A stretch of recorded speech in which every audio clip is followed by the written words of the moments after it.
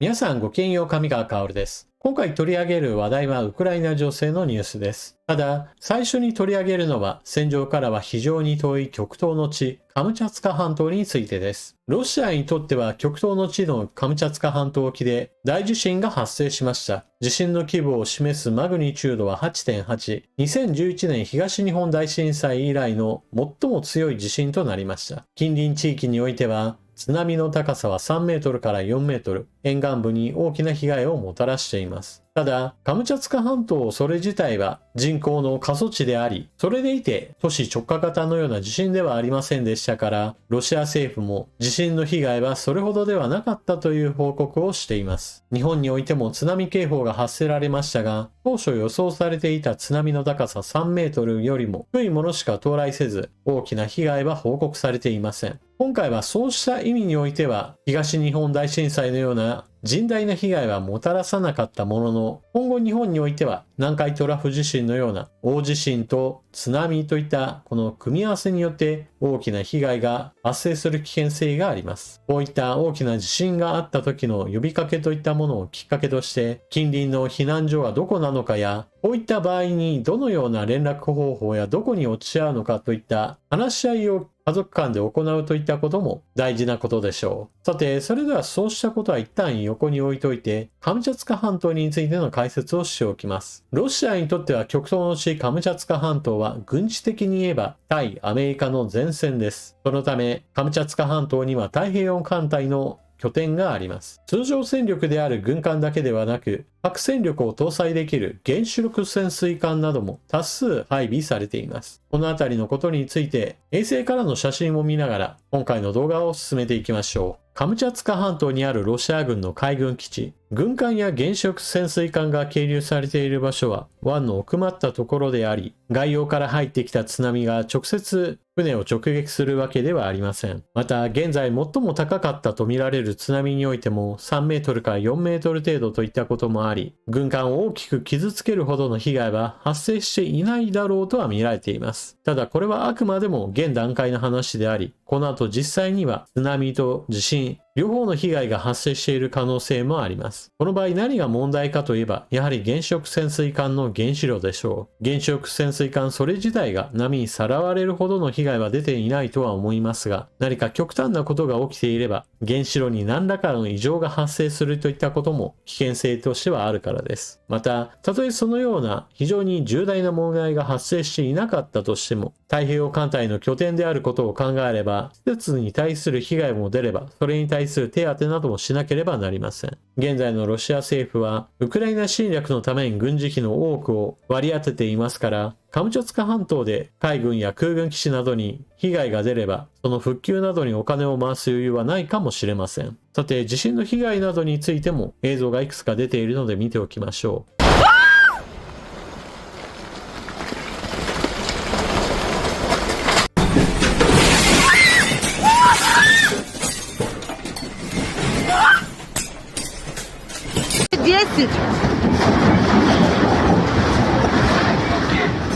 都市直下型の地震というわけではありませんでしたから、被害の程度についてはそれほど大きなものはなかったのではないかと今のところは見られています。ただし、地震や津波といったものを甘く見てはいけません。例えば、津波が来る前にはある程度の引き潮が発生すると見られていますが、その時にさっさと逃げ出すといったことも重要です。津波が来るかなという興味本位で浜辺にとどまってしまうと、やってきた津波に巻き込まれる危険性があります。ちなみにこちらはセボロクリリスクという町、押し寄せた津波によって沿岸部の施設などが飲み込まれてしまいました。ただし、この時住民たちはすでに避難した後であり、人命の損失については免れることができたそうです。こちらはドローンが上空から撮影した映像です。海沿いの施設はどれも完全に海水に飲み込まれてしまい、いくつかの建物については倒壊しているようにも見えます。続いてはトランプ大統領の発言。つい先日、ロシアに対する制裁猶予の期間を短縮するという話をしていました。50日だったものが、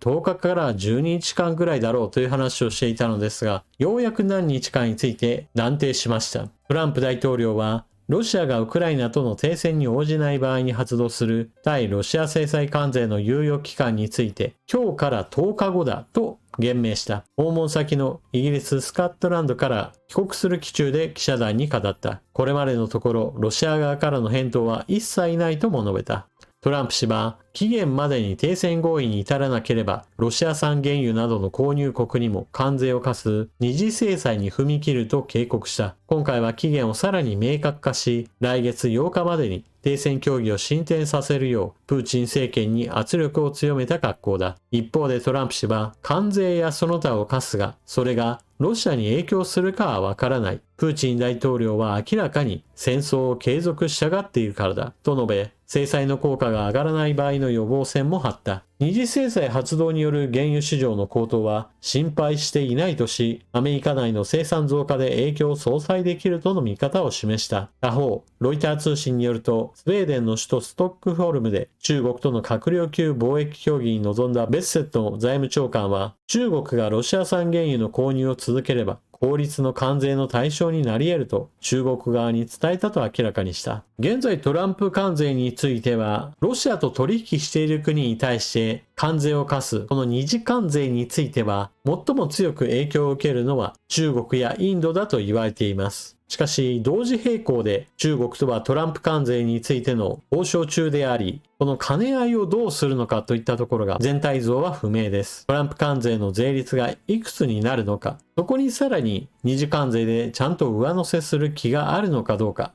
トランプ大統領の言動に関しては、今のところ圧力は高めようとはしているものの、ロシア側は本気に受け取っていない可能性すらあります。一方で、ロシアの脅威に対して本格的な目覚めをしているのがドイツです。つい先日もドイツの再軍備に関連して、レオパルト2戦車1000両や装甲車を何千両と調達しようとしている話について取り上げましたが、その続報も出てきています。ドイツが国防軍強化へ戦闘機や装甲車など多額の防衛装備品発注へ。ドイツはユーロファイター戦闘機20機やボクサー装輪装甲車最大3000両、パトリア歩兵戦闘車3500両を含む多額の防衛装備品を発注する準備を進めている。こうした装備品購入はドイツ国防軍にヨーロッパで最も強力な通常兵器を配備し、アメリカへの依存度を減らしてヨーロッパ防衛において果たす責任を高めようとするメルス首相の取り組みの一環だ。NATO は加盟国の防衛費について国内総生産 GDP の 3.5% という新たな目標を掲げ、メルス氏はドイツが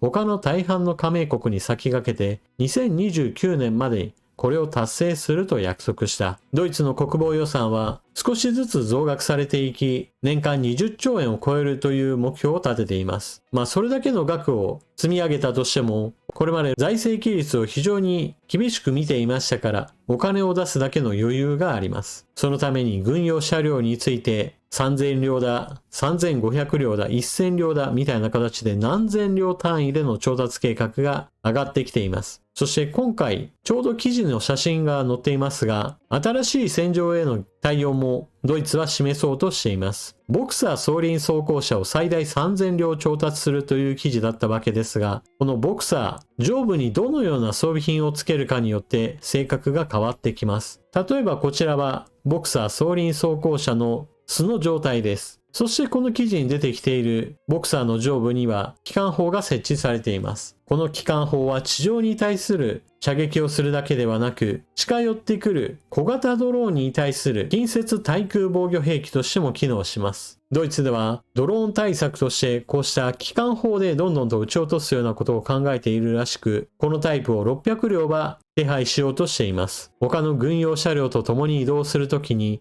ドローンによる攻撃は必ずやってきます。しかし、ドローンを撃ち落とすことを前提とした軍用車両をどんどんと部隊の中に配置することによって被害を防ごうというわけです。地上戦において小型ドローンはもはや必ず戦場に現れるものとみて、これに対応する部隊編成といったものは日本にとっても大いに勉強になるでしょう。ちなみにここ最近トランプ大統領のロシアに対する言動が変わったというように見えます。まだ行動には移してはいないものの、少なくとも以前に比べればずっとロシアに対する当たりが強くなっています。また、トランプ大統領ここ最近ではイスラエルに対しても批判的な言動が見られるようになりました。例えば、イスラエルは現在ガザ地区に対する封鎖作戦を行っており、地区の外から入ってくる人道支援物資などについても非常に搬入を拒んでいるような状態です。これによって国連はイスラエルが飢餓をもってガザ地区に住んでいる人たちに対する攻撃を行っていると非難しているぐらいです。イスラエルはこれは必要な措置であるとしていますが、トランプ大統領がこれを批判するようになっているのです。こうしたトランプ大統領がロシアやイスラエルに対しての言動が以前よりは変わってきたことに関して、その影響の大元となっているのはメラニア夫人の言葉が影響しているのではないかと言われています。プーチン大統領とトランプ大統領が首脳会談を行って、電話の中においてはよしよしうまくいったなとトランプ大統領が思って家に帰ると、メラニア夫人があなたはそう言うけれども、今テレビでまさにウクライナの街が攻撃されて民間人が殺されているわよといったような話をしていたり、ガザ地区において飢餓が武器化されているといった問題に関しても、メラニア夫人がとてもひどい状態であることをトランプ氏に告げたという話も出ています。アメリカの大統領であるトランプ氏の政治的な動きというものは非常に大きな影響力を世界に与えます。この後トランプ大統領がウクライナ情勢に対して少しでもウクライナを支援する方向で動いてくれたり、もしくはイスラエルに対しても一般人を殺すなという原則論に基づいて注意ができるようなことになれば、今よりはずっとマシな世界へと動いていきます。今報道されているように、そうしたトランプ氏の言動の変化といったものをメラニア夫人が導き出しているとすれば、ノーベル平和賞にふさわしいのはトランプ大統領ではなくメラニア夫人なんではないかなんていう話も、私はちょっと面白い視点だと思います。というわけで今回の動画はここまで。最後までご視聴いただきありがとうございました。チャンネル登録していない方はぜひともこの機会にチャンネル登録よろしくお願いします。それでは次の動画でまたお目にかかりましょう。またね。